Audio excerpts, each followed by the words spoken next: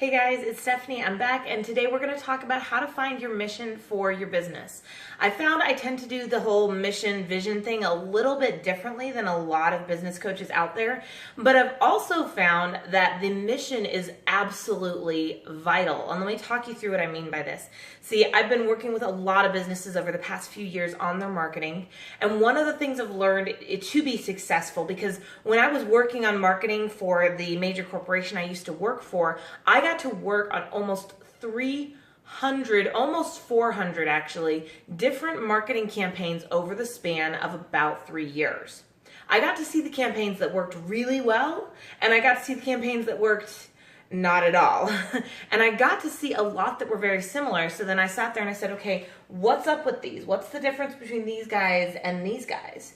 And what I found is that these guys had a succinct marketing message, and that marketing message was founded in their company mission. See, it's the foundation of a house. You wouldn't build a house without having a good, strong foundation.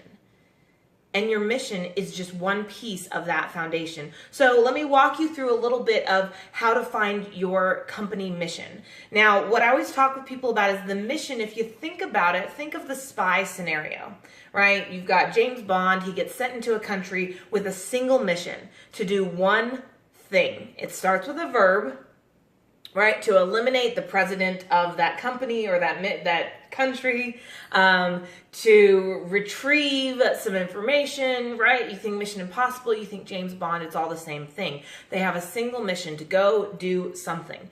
That's what your mission should be as well. It's a single sentence, starts with a verb. This is the thing that when you hear this mission, man, it gets you excited. You hear it and it's like, yeah, that's what I'm doing. Oh yeah, that is what I'm doing. And it is really, really exciting.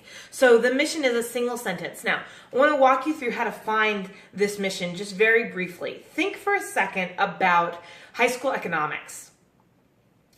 I know, some of you guys are going, whoa, hold on, Steph. What does this have to do with the mission? Hold on. So high school economics taught you about the floor and the ceiling, right, of the marketplace. You had a house, right? And you had the floor, and the floor was the bottom price that the market could bear. So if it costs you 25 cents to create this widget, you can't go sell that widget for 20 cents, not for very long at least, without going out of business, right? It costs you 25 cents. You can't sell it for less than it costs you to make it. And the same thing with the ceiling. The ceiling was what the market wouldn't pay. So in other words, you can't sell a bottle of water for $600 unless there's something really special about that bottle of water. But you're not going to be able to sell a bottle of water for $600, right? I've got a little candle right here. You can't sell this candle for $500. The market's just straight up not going to pay it. I don't care if it's beeswax. I don't care how cool it is. The market's just not going to pay that. So the market is the same way with businesses. Just like it levels the playing field for pricing on commodities, it also levels the playing field for businesses. So I encourage people to think about, what is the floor? The floor are things that the marketplace doesn't need anymore. We don't need a phone booth on every corner, right? So the company whose mission was to put a phone booth on every corner is now out of business. They just got acquired by AT&T. Now, think about this for a second. So that was a mission that's no longer relevant. So your mission has to be evergreen. But simultaneously, if your mission is to put a man on Mars and it's 2016, your mission is so far above the ceiling that you're going to need some additional funding in order to try and achieve that mission. That mission's not going to pay you very well. It's beyond what the marketplace needs right now. So the ceiling are things the marketplace doesn't need yet. And if you have a mission that's above the ceiling, you've got to have some kind of venture capital or angel funding or something to keep you going, because the marketplace isn't going to pay you for that right now. But below the floor, you have the things that we don't need, like phone booths. We don't need phone booths. We've got a cell phone. Everybody has a cell phone at this point. So you have to find the mission for your company. It needs to be evergreen. Instead of a mission to put a phone booth on every corner, your mission would be more like to facilitate communication no matter where you go. Starts with a verb, and it's evergreen. That's going to be useful. Doesn't matter what changes in the marketplace around us, that mission is going to be useful long term. So what I want to encourage you guys to do is ask yourself a simple question.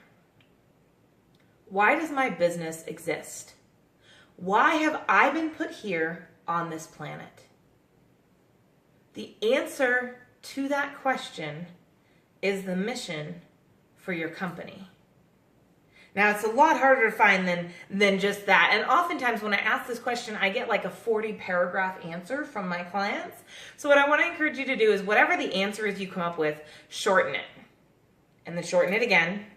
And then shorten it again. And then go ask for feedback from people. When you get that mission that, man, that thing just gets you juiced. It's exciting. This is the mission, right? That's great. But you also have to go now and get feedback from other people. And they may tell you, and here's the thing, okay? Get feedback from people you respect as business owners. Don't go ask some random Joe off the street, hey, what do you think of this? Because they're probably going to tell you either, oh, sounds stupid, or oh, sounds great. And there's no basis for them to give you that feedback. But if you go to that other business owner, your friend that you really respect, you really admire, and you say, hey, I'm thinking of using this as my mission to facilitate communication no matter where we go. What do you think? And they start to pick it apart and they start to give you feedback and say, well, I wouldn't try that because of this. Or maybe I would do this instead, or I would change this sentence. And you're going to go through some evolutions of your mission several times over before you find that one that you don't even have to memorize it because it just speaks to you. My company mission is to disrupt the way the world does business. Right now, the way the world does business is not sustainable. I could go on a whole tirade on this particular concept. For me, it's that big of a deal. What's your mission? Why does your company exist? Because if you want to be successful in your marketing, you need to have a mission, because that mission is going to lead to your marketing message, and that marketing message is going to be a huge key to creating success in any marketing program that you try and launch. I encourage you guys, take some time to work this out. Take weeks, months if you need to, but start work on it today. Steps are simple. Ask yourself, what am I here to do? Why am I on this planet? Shorten it, shorten it, shorten it, and get feedback. Once you have the mission for your company, you've created the yardstick that everything in your business now gets measured by how well it levels up to this yardstick.